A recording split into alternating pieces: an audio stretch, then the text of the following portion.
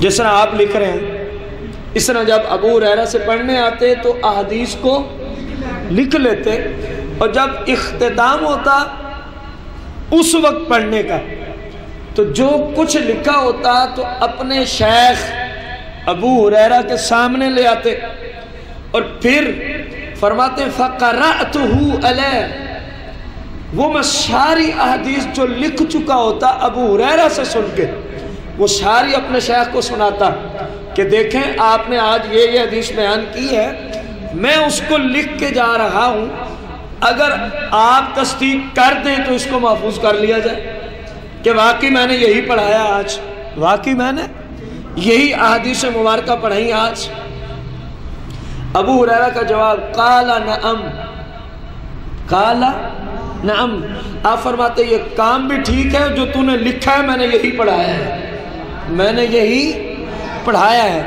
دیکھو ابو ہریرہ رضی اللہ تعالیٰ عنہ صحابی رسول، آپ کے شاگرد آپ سے احادیث کو کیا کیا کرتے تھے؟ لکھ لیا کرتے تھے۔ رسول کریم رؤوف الرحیم علیہ الصلاۃ والتسلیم کی احادیث مبارکہ کے متعلقہ صحابہ کرام کے اقوال مبارک چل رہے ہیں۔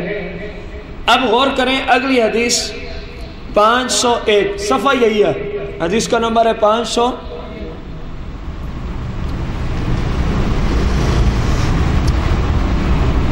حضرت عمر بن ابو سفیان، عمر بن ابو سفیان کہتے ہیں انہ سامع عمر بن الخطاب، یہ کہتے ہیں کہ میں نے سیدنا فاروق اعظم عمر بن خطاب سے خود سنا، عمر بن خطاب سے خود سنا، یقول، کیا سنا؟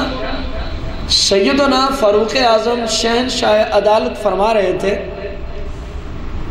قید العلم بالکتاب، جو کچھ علم لیتے ہو نا اس کو لکھ کے محفوظ کر لیا کرو، اس کو لکھ کے کیا کر لیا کرو۔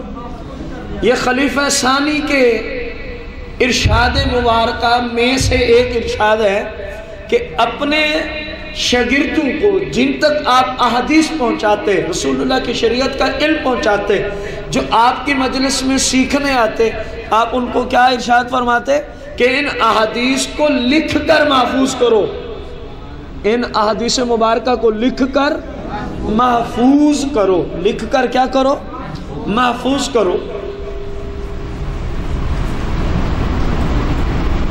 صفحہ نمبر 147۔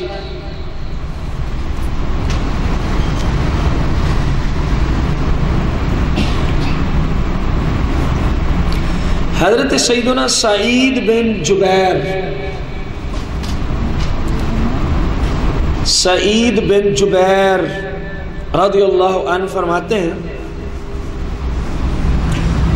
کنت اجلس الی ابن عباس رضی اللہ عنہ فاکتب فی الصحیفہ، فرماتے ہیں میں سیدنا عبداللہ بن عباس کی بارگاہ قدسیہ میں جایا کرتا۔ سیدنا عبداللہ بن عباس کی بارگاہ ہے، یہ کون فرما رہے ہیں؟ حضرت سیدنا سعید بن جبیر رضی اللہ عنہ۔ اور کن کی مجلس میں جاتے؟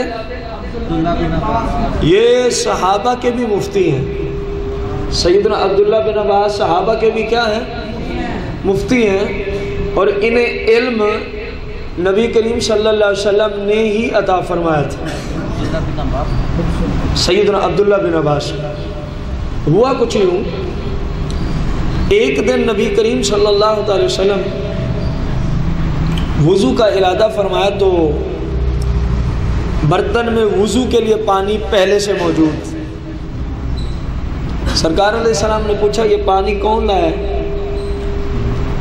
سیدنا عبداللہ بن عباس نے عرض کیا رسول اللہ میں لے آیا ہوں، میں نے سوچا شاید ضرورت پڑے تو میں نے پہلے پانی موجود کر کے رکھ دیا۔ تو سرکار علیہ السلام نا ان کے اس کام سے خوش ہوئے، اس کام سے، اور اللہ کی بارگاہ میں عرض کی اللہم علمہ الکتاب، یا اللہ عبداللہ بن عباس کو قرآن کا علم عطا فرما دے، اللہم علمہ الکتاب، قرآن کا کیا دے دے؟ علم عطا فرما دے۔ اب غور کریں، سرکار علیہ السلام کے لیے پانی لے کر ہے وضو کے لیے، تو سرکار خوشی ہوئے تو قرآن کا علم عطا فرما دیا۔ قرآن کا کیا عطا فرما دیا؟ تفصیل کا وقت نہیں کہ پھر آپ نے بھی کچھ کہا کہ مجھے کتنا علم ملا، مجھے آپ کی دعا کی برکت سے کتنا کچھ علم قرآن کی روشنی میں ہے۔ یہ وہی عبداللہ بن عباس رضی اللہ تعالیٰ عنہ جو سرکار صلی اللہ علیہ وسلم کے شاگرد خاص، آپ علیہ السلام کے صحابی، آپ علیہ الصلوۃ والتسلیم کے حقیقی چچا کے بیٹے حضرت عباس، حضرت سیدنا عبداللہ کے حقیقی بھائی تھے، سرکار علیہ السلام کے حقیقی چچا، اور عبداللہ بن عباس سرکار کے چچا کے کیا ہیں؟ بیٹے۔ چچا کے کیا ہیں؟ بیٹے۔ ان کی مجلس میں جا رہے ہیں کون؟ حضرت سیدنا سعید بن جبیر، جیم سے، زبیر نہیں جبیر رضی اللہ تعالی عنہ۔ غور کریں کیا کہتے ہیں کہ میں جب عبداللہ بن عباس کی بارگاہ میں، آپ کی مجلس میں، آپ کے پاس علم سیکھنے جاتا تھا، فَأَكْتُبُ فِي الصَّحِيفَةِ، فَأَكْتُبُ فِي الصَّحِيفَةِ، وہ کاغذ کا یا چند ورق، چند اوراق جن میں کچھ لکھا ہوا ہو اس کو صحیفہ کہتے ہیں۔ اور یہ کیا فرما رہے ہیں سعید بن جبیر کہ میں عبداللہ بن عباس کی مجلس میں جو احادیث سیکھنے جاتا ان کو لکھ لیا کرتا تھا۔ ان کو کیا کر لیا کرتا تھا؟ لکھ لیا کرتا تھا۔ اب غور کرو، کہاں 250 سال کی بات کی جاتی ہے اور کہاں اتنے سارے دلائل آپ کے سامنے، کل بھی ساری احادیث آپ کے سامنے رکھی، کل کی ساری احادیث سیاستہ سے عرض کی گئی، آج پہلی حدیث سیاستہ سے سنن ابی داؤد سے آپ کو عرض کی، اور اس کے بعد سنن دارمی سے اتنی ساری احادیث مبارکہ۔ اگرچہ اس موضوع پہ محدثین کا کلام بہت سارا وسعت کے ساتھ موجود ہے، لیکن ایک انسان کے لیے اگر وہ انصاف کے ساتھ کسی مسئلے کو لینا چاہے تو اتنا کلام کافی ہے، بلکہ مسلم کے لیے تو ایک حدیث ہی کافی ہوتی ہے، ایک حدیث ہی کہ سرکار نے یوں فرما دیا، بات ختم ہو گئی۔ بات کیا ہو گئی؟ ختم۔ تو یہاں تو کئی احادیث مبارکہ نقل کی گئی کہ سرور دو جہاں علیہ السلام کے زمانہ مقدسہ سے ہی احادیث مبارکہ کے لکھنے کا کیا ہو گیا تھا کام۔ اب ایک سوال ہے جس کو عمدۃ القاری شارح بخاری نے حل فرمایا ہے، اور اس کو فتح الباری، یہ بھی شارح بخاری ہے، علامہ ابن حجر الاسقلانی، ان دونوں محدثین نے اس اعتراض کو اٹھایا۔ پہلے اعتراض کو سن لیں۔ بعض احادیث مبارکہ میں ہے کہ سرکار علیہ الصلوۃ والتسلیم نے حدیث کو لکھنے سے منع فرما دیا۔ حدیث کو لکھنے سے کیا فرما دیا؟ بعض احادیث میں یہ کلمات موجود ہیں، صحیح احادیث میں فرمایا احادیث نہ لکھا کرو، اور جن میں اجازت ہے وہ کل بھی آپ نے سنی، آج بھی آپ نے۔ اب محقق نے علامہ بدر الدین عینی رضی اللہ تعالی عنہ نے ان دونوں احادیث کو نقل فرمایا کہ ایک طرف ہے نہ لکھو، ایک طرف کثیر احادیث ہیں کہ لکھ لو۔ کیا فرمایا؟ لکھ لو۔ تو آخر اس کی کیا وجہ ہے؟ تعارض کیوں آ رہا ہے؟ ایک ہی کام کی ایک طرف اجازت ہے، ایک ہی کام کی دوسری جانب ممانعت ہے۔ اب اس کا جو جواب دیا غور سے سننا، فرمایا کہ یہ سرکار علیہ الصلوۃ والتسلیم نے اس وقت یعنی ایک خاص ٹائم پہ لکھنے کو منع فرمایا تھا۔ وہ کون سا وقت؟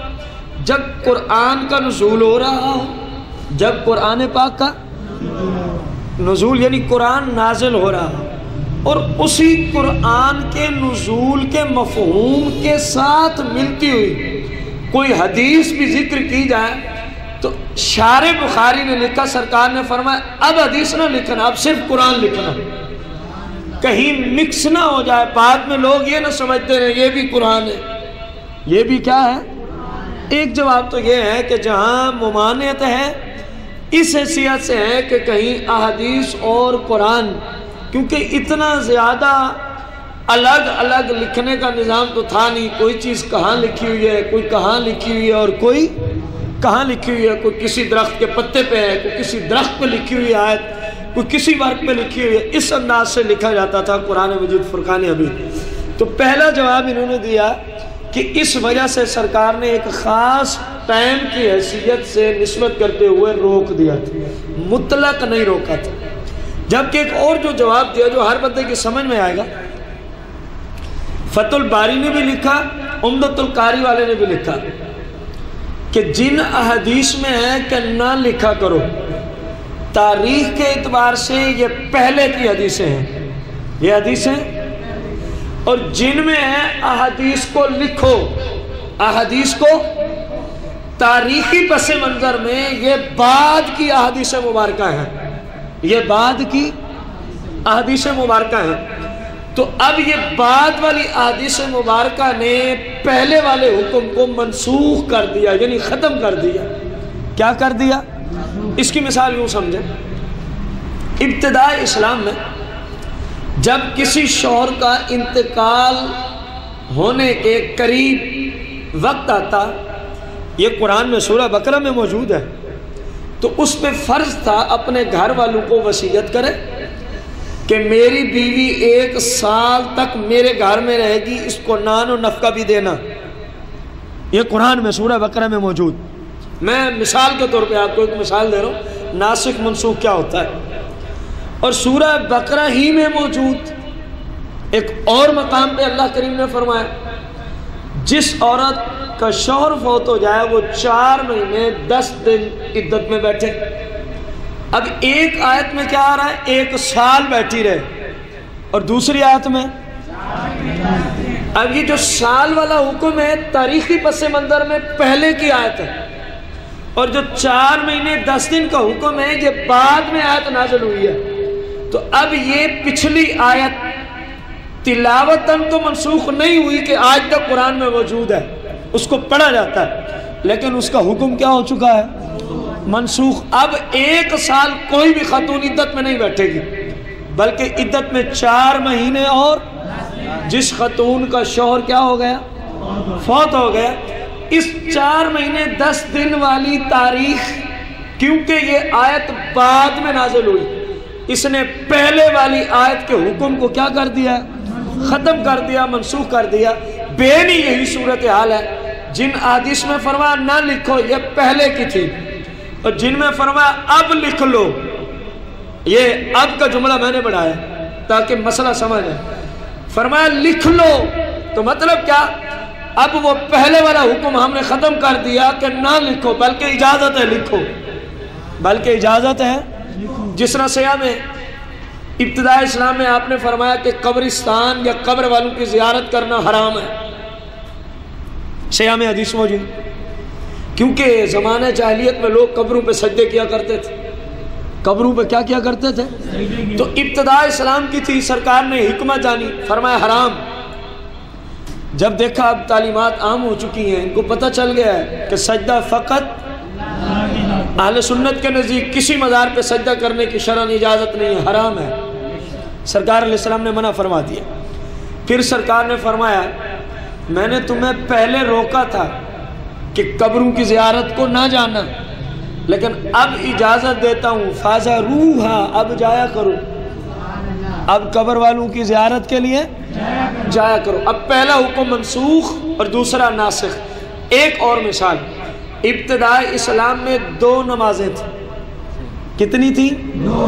اعلیٰ حضرت نے رضویہ شریف میں لکھا کتنی نمازیں تھیں؟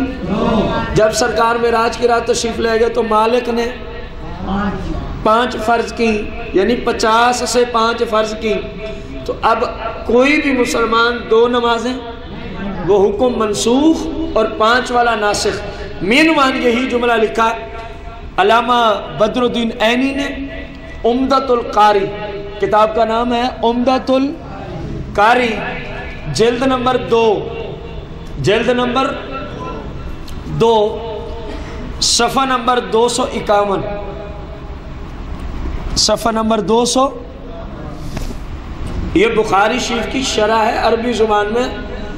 اس طرح کی 25 جلدیں ہیں اس کی، اس طرح کی ایک بخاری کی شرح کی۔ بس اتنا ہی لکھنا ہے جو آپ کو لکھوایا ہے، یہ حدیث نمبر نہیں ہے۔ صفحہ نمبر 251، 251۔ اور دوسری کتاب ہے فتح الباری، یہ بھی بخاری کی شرح ہے، جلد 1، صفحہ 277، صفحہ 277۔